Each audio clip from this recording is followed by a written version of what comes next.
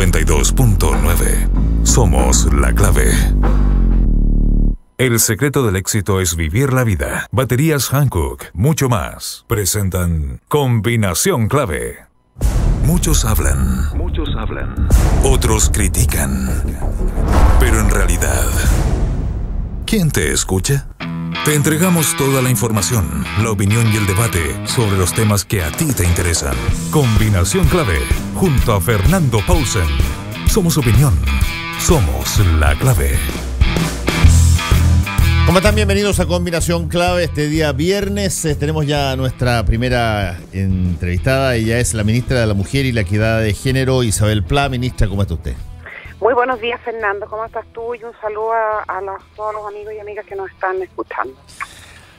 Antes de entrar en materia fina, ¿por qué no me cuenta un poquitito cómo ha sido este tobogán de ser ministra de la Mujer y la Equidad de Género en el momento en que por la velocidad de la época resulta estar presente la revolución feminista? La verdad es que no he tenido mucho momento para reflexionar sobre lo que ha significado para mí, en realidad, porque desde el día 1 no he parado. Hemos tenido, en fin, tenemos un programa muy intenso. Yo pienso que el tema de la mujer esté tan arriba y que sea una de las prioridades, no solamente en Chile, sino que en el mundo, yo lo he considerado como una oportunidad para el Ministerio de la Mujer y de la Equidad de Género, que es un ministerio nuevo. Muchas personas todavía me preguntaban para qué existe ese ministerio. Creo que ahora ya se explica por sí solo, y ha sido más bien una oportunidad. Ha sido muy intenso, una oportunidad muy bonita también para mí en lo personal, pero no he tenido como momento de pararme a pensar lo que ha significado, ¿me entiendes? Sí, en todo caso... lo voy a hacer probablemente algunos días en febrero cuando me tome vacaciones. No, de todas maneras, pero hay cosas que han sido bastante interesantes, desde las paradas de carro de algunos de los compañeros de gabinete, después de enfrentar movilizaciones como no se habían visto hace mucho tiempo en torno al tema justamente feminista, cosas que se han proyectado como leyes, incluyendo esta última tolerancia cero a la violencia contra la mujer.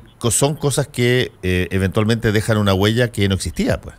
No, que por eso te digo que es una oportunidad enorme, no solamente para las mujeres, porque permíteme hacer una comparación. En el siglo XX, el movimiento feminista y la lucha de los derechos de la mujer tiene 120 años aproximadamente. El siglo XX estuvo marcado por esta lucha, pero de las mujeres para las mujeres.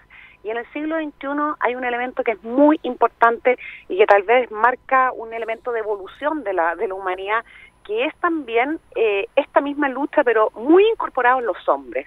Todo el mundo está entendiendo, no solamente Chile, que este es un cambio que es positivo para toda la sociedad, es positivo para las mujeres, pero también es positivo para los hombres. Y ese es un cambio que yo creo que se ha notado muchísimo. A mí me gusta mucho cuando en el Congreso yo veo a los parlamentarios, senadores o diputados hablando de estos temas. Acuérdate que yo trabajé 20 años con una diputada. Eran las mujeres las que hablaban de estos temas en las comisiones y en la sala. Hoy día la mitad son mujeres, la mitad son hombres. Y eso es muy significativo por lo que está mostrando que nosotros hemos entendido como sociedad que el que las mujeres tengan iguales derechos, iguales oportunidades y se les reconozca su igual dignidad, con todas las bajadas concretas que eso significa, se ha entendido que este es un beneficio para la sociedad. No podemos ser una sociedad justa, desarrollada, integrada, si es que no resolvemos esos problemas que se vienen arrastrando desde hace muchos años, aun cuando nuestro país ha avanzado muchísimo en los últimos al menos 30 años en esta materia. Sí, yo me acuerdo la primera vez que escuché el término femicidio, que fue creo en el primer gobierno de la presidenta Bachelet, que introduce la variable como concepto y que... Tal cual como ahora hay gente que se ríe de qué sé yo, cambiar los todes las todas a todes y todo lo demás. Había una incluso burla en las redes sociales mucha resistencia. Mucha resistencia al término, al concepto, a que tuviera un estatus especial diferente al del homicidio clásico. Y sin embargo, para entrar en materia, solamente en el año 2018 ya se han producido cerca de 30 o 31 femicidios consumados y muchos frustrados, digamos. Y es muy positivo diferenciarlos del resto de los parricidios, ¿me entiendes? Porque el femicidio, técnicamente, desde el punto de vista del Código Penal, es un parricidio. Pero ¿cuál es la diferencia? Que es un parricidio en el cual la víctima es la cónyuge o excónyuge, conviviente o exconviviente. Y es muy importante diferenciarlo.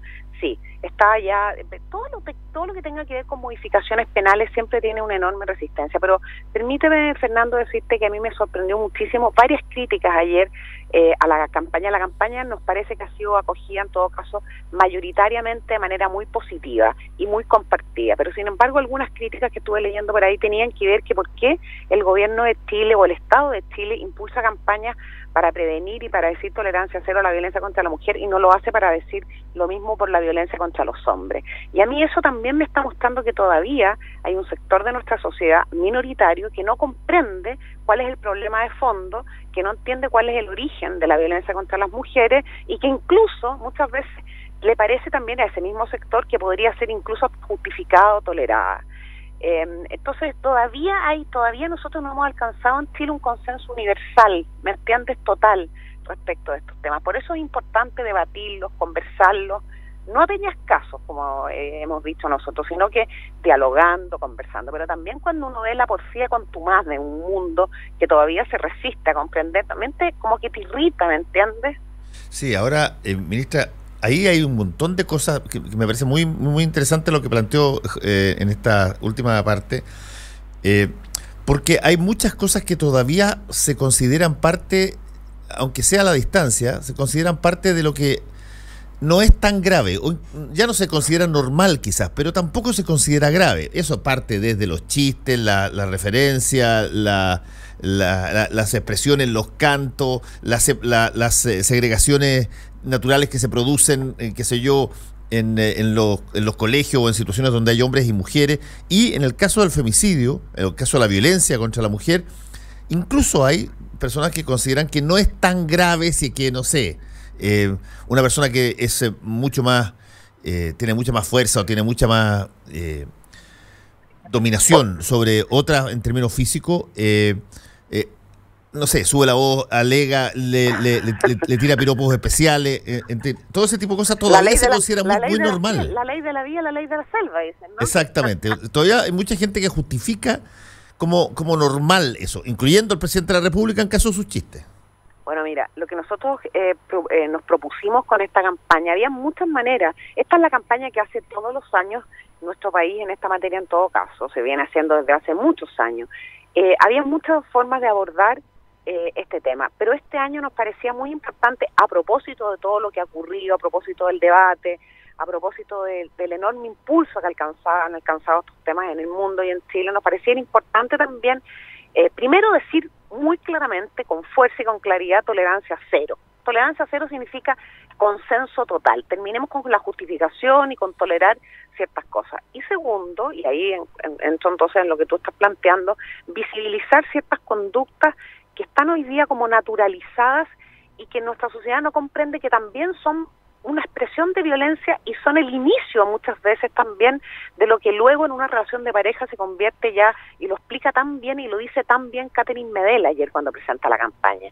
Y ahí entonces empezamos con cuando un hombre controla la ropa que se va a poner su polola, claro, cuando le controla en qué va a gastar la plata que ella misma se ha ganado, cuando le exige las claves de sus redes sociales. Son cosas que pasan todos los días, Fernando, y son cosas que pasan a nuestro alrededor, ¿me entiendes? Entonces era muy importante para nosotros abrir con claridad desde el gobierno ese debate, poner sobre la mesa aquellas conductas, describirlas así claramente, cuáles son esas conductas que no pueden ser aceptadas y que no se pueden dejar pasar, ni las puede dejar pasar la propia afectada, pero ojo, nosotros también apelamos al entorno, tampoco las puede dejar pasar el entorno, ¿me entiendes? Creo que es muy importante que nosotros, tal vez vamos a pasarnos un buen rato como país conversando, debatiendo, algunos diciendo que hay exageración, otros diciendo que no, es un desde, pero me parece muy importante que nosotros tengamos esa conversación como país, ese diálogo. Vamos a alcanzar un momento de sensatez. Vamos a alcanzar primero el consenso universal de que nunca, así como hoy día ya nadie discute que a un niño, a una niña, nunca se le debe castigar. ¿Te acuerdas que todavía eso hace algunos años era un debate? Ya no hay ninguna discusión en ese sentido. También tenemos que alcanzar como país un consenso universal de que nunca puede haber una justificación para maltratar, para abusar, para violentarse contra una mujer. Entonces, nosotros creemos que hemos puesto sobre la mesa, ¿verdad? Hemos abierto un debate que va mucho más allá de la violencia como la conoce el inconsciente colectivo hoy día, psicológica o la violencia clásica física, ¿me entiendes? ¿Qué componentes tiene esta campaña? Está orientado básicamente a la parte más... Hay violencia física sin duda. ¿Qué pasa con la violencia psicológica? ¿Qué pasa con un poquitito estas cosas en los colegios que a veces se dan y que se ha visto muchas veces? ¿Dónde va a concentrarse eso? Está concentrada. Bueno, ayer se mostró el primer video, van a ir saliendo ahora distintas piezas con distintas expresiones de violencia, distintos tipos de violencia. Hemos querido mostrar todo el registro de expresiones de violencia que pueden ir desde una palabra, desde el acoso verbal, desde la opresión que puede poner un agresor sobre una mujer cuando le exige, por ejemplo, las claves de sus redes sociales, hasta los delitos más deleznables que hoy día se cometen en nuestro país y que Catherine Medel ayer expresó con tanta fuerza. El registro completo para explicar, primero, que hay muchas conductas invisibilizadas que son el inicio de una espiral de violencia, y dos, que no se pueden dejar pasar. Esta semana también es bueno recordar, el Ministerio de Educación, ¿verdad?, presentó la campaña contra el ciberacoso escolar. Y déjame darte un dato que nos pareció muy increíble, o sea, muy complementario con los datos que tenemos nosotros. Según la Superintendencia de Educación, el 80% de las denuncias de ciberacoso escolar, la víctima es una niña o una adolescente. O sea, esto no es solamente la violencia contra las mujeres, no es solamente contra las mujeres adultas, empieza desde la niñez.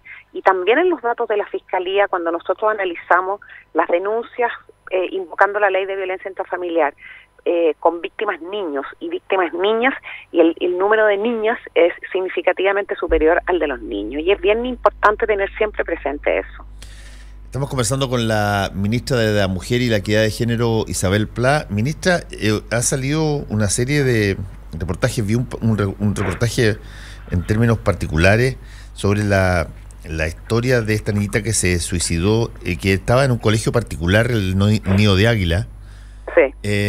Y que uno a veces dice, pero a ver, ¿cómo puede? Porque muchas veces hay gente que asocia muchos de estos problemas exclusivamente con un sector de la sociedad, el sector más vulnerable, donde hay más posibilidades. Y sin embargo, los sectores más afluentes de la sociedad también suceden, y mucho, en este caso particular, tiene que ver con bullying de compañeros, tiene que ver con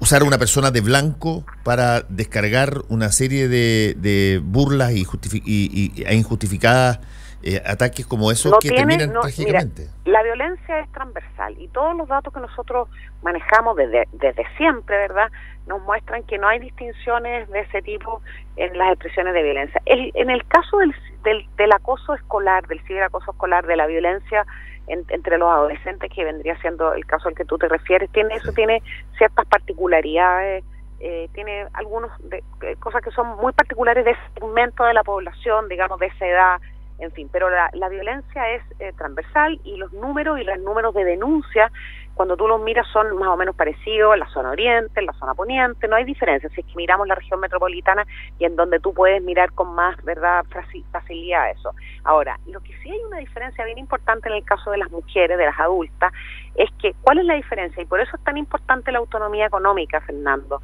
¿Cuál es la diferencia? Lo que pasa es que una mujer que tiene medios, una mujer que tiene, ¿verdad?, un trabajo remunerado, que tiene la forma de autosustentarse, ¿verdad?, denuncia antes, sale antes del círculo de la violencia.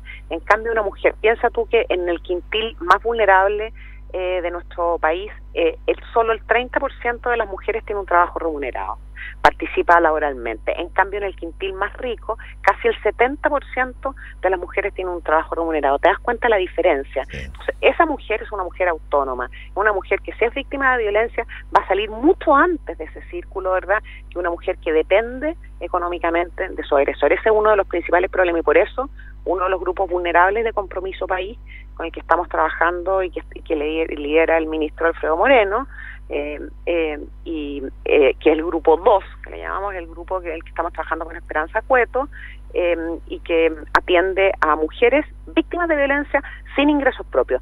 No hay una forma exacta de saber cuántas son, pero nosotros, cruzando los datos de la CACEN 2017 y de otros instrumentos, estamos calculando aproximadamente 400.000 mujeres que hoy día podrían ser víctimas de violencia en Chile y no tienen ingresos propios. Entonces, ahí está la diferencia, ¿me entiendes? No es la expresión de violencia, que es transversal, que no tiene segmentación social, pero sí en la manera y en los instrumentos y en las herramientas que tiene una mujer para salir de ese círculo. Eso es súper interesante porque yo supongo que la campaña, entre otras cosas, tienen esta facultad y buscan esta facultad de que la gente que padece este tipo de problemas se sienta acompañada, sepa que hay otras personas que eventualmente están en la misma situación. Sí, eso es muy importante, porque muchas veces cuando es un punto importante, porque cuando una mujer está siendo víctima de especialmente en el marco de una relación de pareja y se siente atrapada, lo primero que siente es que está sola, se siente aislada, se siente sola, no se atreve a planteárselo a su entorno familiar, a sus amigas. Entonces, claro, plantear estos temas o los temas que planteamos en la campaña, las conductas que están como normalizadas.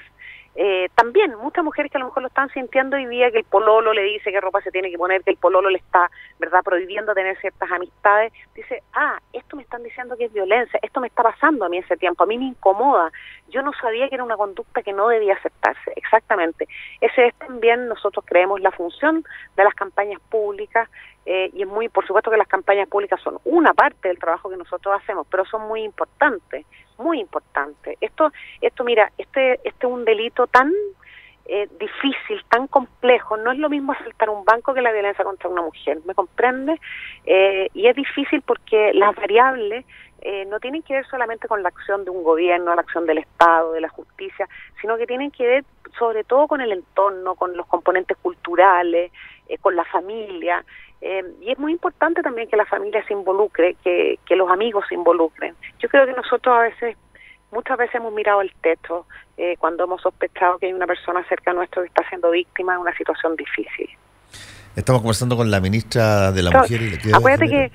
Acuérdate que durante muchos años, esto también refleja el cambio que ha tenido nuestro país. Cuando se estaba trabajando en la ley de violencia intrafamiliar a principios de los 90, yo me acuerdo que parte del debate era ¿por qué el Estado se tiene que meter en las relaciones de una familia, de una pareja? Eso era parte de eso se planteaban las comisiones, Fernando. Hoy día ya nadie duda que por supuesto que el Estado se tiene que meter, porque obviamente que el Estado tiene una responsabilidad sobre la integridad de las personas. Convengamos, ministra, que eso venía mucho más del sector suyo que que de la izquierda. Sí, pero fíjate que yo en el desayuno al que invitamos a todas las ministras de la mujer, cuando el ministerio cumplió 2 años, y estaban todas las ministras de la mujer, desde Soledad Alvear hasta Claudia Pascual, que estuvo un rato con nosotros y nos acompañó, todas, y me sorprendió los relatos que ellos hacían de su trabajo en los parlamentos. Y me acuerdo perfecto que la Adriana del Piano me dijo, te quiero decir que no había distinción política en este tipo de expresiones. Sí, ¿no? Ella fue muy tajante. O sea, este es un tema bien importante decirlo. Sí, probablemente desde mi sector tuvo más resistencia, no tengo ninguna duda. Yo me estoy refiriendo, por ejemplo, a cosas prácticas que se transformaron en leyes. Me acuerdo la discusión sobre el divorcio y algunas cosas que se decían, la discusión sobre la afiliación de los hijos, que también eran cosas que, claro, se cambiaba el eje histórico, brutal, cultural, de una situación que era totalmente normal para mucha gente, pero se intentaba oponer a que esto cambiara. Y, bueno, afortunadamente la marejada era mucho más alta y hoy día ya es una situación totalmente distinta. Me imagino que una cosa equivalente en lo que se debe tratar de conseguir en torno a la violencia contra la mujer. Sí, a mí nosotros tenemos ahí trabajo que hacer todavía en la sociedad. En nuestra sociedad, a mí, como te digo, ayer no me sorprendió, pero me preocupó y es una preocupación permanente que tengo, que todavía hay un sector del país que se resiste a entender que la violencia contra la mujer es una situación que no puede igualarse a la violencia contra los hombres, ¿me entiendes? O sea, que tiene un componente de género, que tiene un componente distinto, y hay como una resistencia, incluso a veces con expresiones muy rabiosas, cuando nosotros levantamos una campaña de esta naturaleza.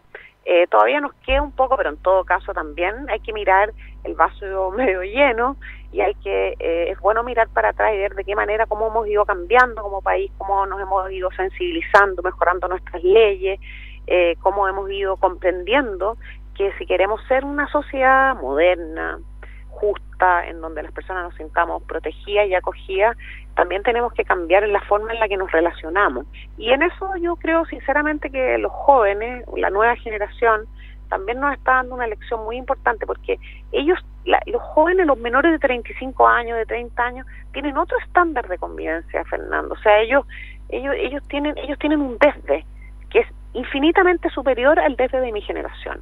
Y es muy importante escucharlos, conversar con ellos, y ellos también han permeado muy fuertemente a nuestro país y en todo el mundo.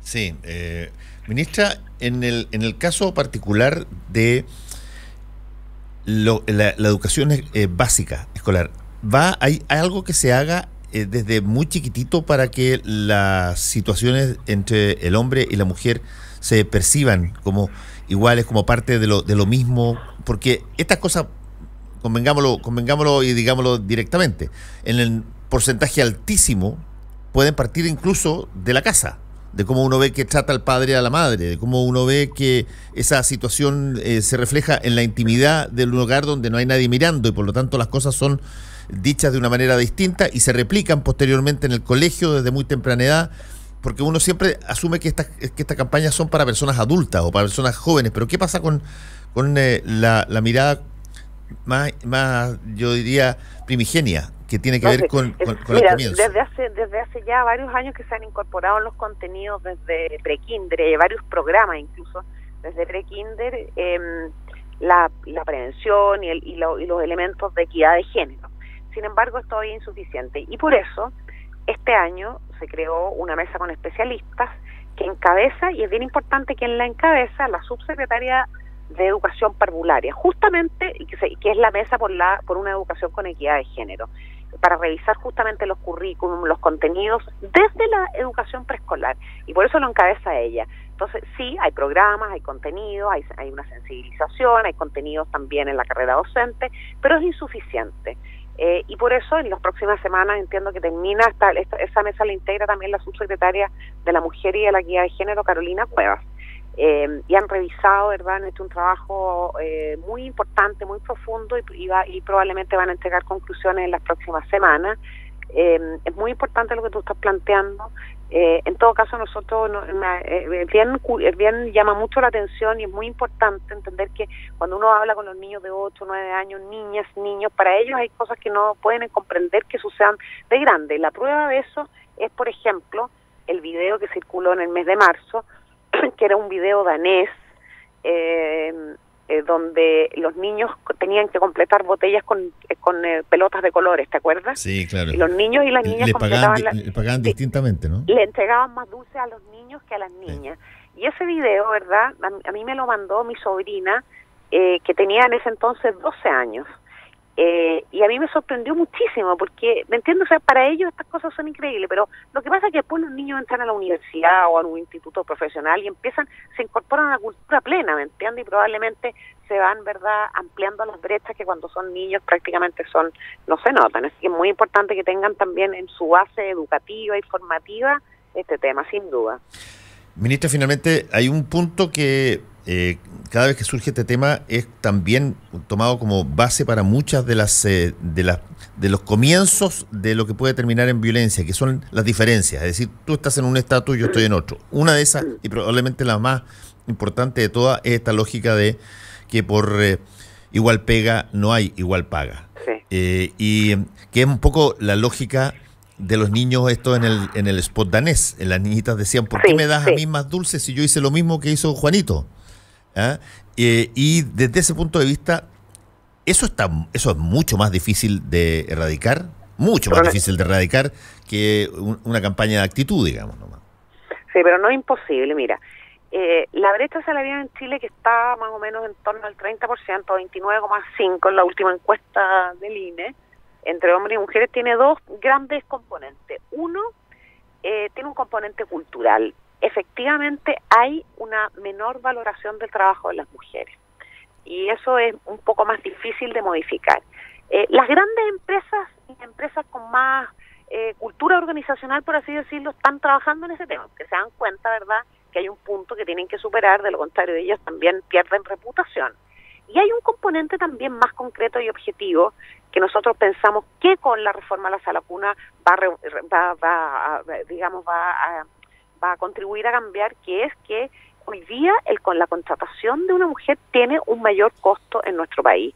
Básicamente el mayor costo es lo que está establecido en el artículo 203 del Código del Trabajo, ¿verdad?, que es la discriminación para los hijos de mujeres que trabajan en empresas que han contratado 20 o más, y para respecto de las que trabajan en empresas que han contratado 19 o menos mujeres. Esa discriminación, ¿verdad?, esa discriminación hace que contratar una mujer sea más caro, porque cuando tú contratas a la mujer número 20, ¿verdad?, le pones un mayor costo. Y prácticamente todos los beneficios que están asociados hoy día a la familia y a la relación laboral recaen sobre los hombros de la trabajadora. Y eso es un tema que tiene que cambiar, y está cambiando. Ya paulatinamente, por ejemplo, la ley Sana, el año pasado, que promulgó la expresidenta Michelle Bachelet, es una ley que beneficia por igual a trabajadores y a trabajadoras, pero todavía hay algunos beneficios que son solo para las madres, para las mujeres, y eso también le pone un mayor costo a las mujeres. Pero hay un elemento cultural que es curioso, ¿sabes lo que tiene? Que es increíble que en el año 2018 todavía hayan personas que consideren que el trabajo de una mujer en cualquier nivel, sea desde sus inicios hasta el trabajo profesional de alta responsabilidad, tenga un distinto valor. Y a mí hace poco tiempo tuvimos una reunión con aquí personas que me decía, pero es obvio que el trabajo de una mujer, obviamente si yo tengo una mujer que está preocupada de la tarea de su hijo, me lo planteó así tal cual, si obviamente que tengo una mujer que está preocupada de la tarea de su hijo en su casa, obviamente tiene menos concentración, entonces hay todavía, te fijas, ese elemento de que el desdoblamiento de una mujer le quita foco, le quita valor a su trabajo, le quita competencia. Sí, yo me imagino que independientemente de las cosas que se puedan hacer a través de los partidos o las consideraciones ideológicas que puedan haber, hay que prestarle atención, ministra, a que estén llegando a la primera magistratura personas que tienen récord de hablar, pero de las mujeres de una forma muy mal. A mí no me parece lógico que se vayan todo el mundo a abrazar a una persona que dice que cuando él se debilitó, nació una mujer, como lo dijo Jair Bolsonaro. Nosotros esperamos, y así lo planteó el presidente Sebastián Piñera, que el futuro presidente de Brasil marque una diferencia respecto a lo que fue como candidato. Sí, y no lo digo por una razón ideológica, lo digo porque si es que una persona de un país así de grande, lo mismo pasa con Trump, que son personas que tienen todo el tiempo... Mucha visibilidad. Exacto, todo el tiempo tienen cámaras encima, micrófonos encima, hablan 2 o 3, hay gente que los sigue, hay gente que los respeta, de repente dicen 2 o 3 cosas de estas, y todo se viene al tacho, todo lo que uno ha aprendido en una campaña, o lo que ha querido hacer. Exactamente. Y eso también pasa por casa, ministra, así que tenga ahí mucha vigilancia. No, aquí estamos, ojo, pestaña y ceja, Fernando, no se preocupe. Muchas gracias por haber estado con nosotros, que le vaya muy bien. Muchas gracias a ustedes, un abrazo grande. Adiós. No te separes de la 92.9. Ya regresamos con más opinión y debate en Combinación Clave. Quédate en la clave. A las 5 de la tarde, de lunes a viernes. ¿Qué es qué? Ponemos en duda todo eso que creías, ¿cierto? ¿Cómo estás, Elías Figueroa? Primero que nada, agradecerle a ustedes y decirle que me siento muy contento de estar acá rodeado de familia, amigos. Don Gerardo Inostroza, nuestro hombre en el piano, 96 años, don Elías, dice que lo conoce allá